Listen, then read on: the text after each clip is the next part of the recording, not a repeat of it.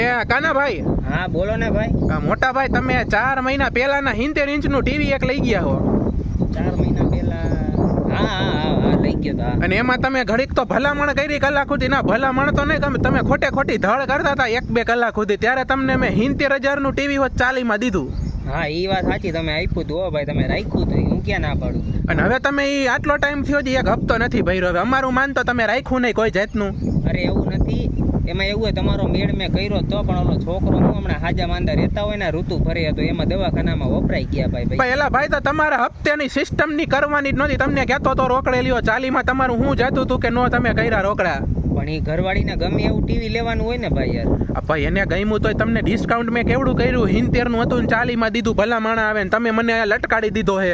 અત્યારે કેટલા દેવાના છે તમને? દેવાના એટલે 40 બાકી જ છે. 40 નહીં 35 બાકી. 5 તમે રોકડા દીધા હતા. તો હું અત્યારે તો આવ્યો તો આમ બારે અમે ફરવા આવ્યા હી.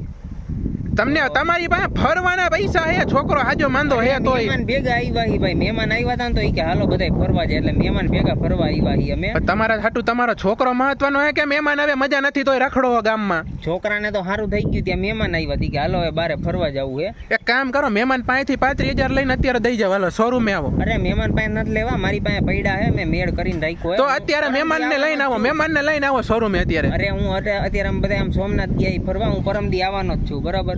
પરમદી હું તમને આપી જાઉં દુકાને. પરમદી ભાઈ જો પૈસા નો પહોંચ્યા ને તો હું જીપ લઈને આવી પછી માણા ભેગા લઈને. અરે અત્યારે મહેમાન ભેગા હું પરમદી આવું. હાલો હા રાખો ફોન. હા.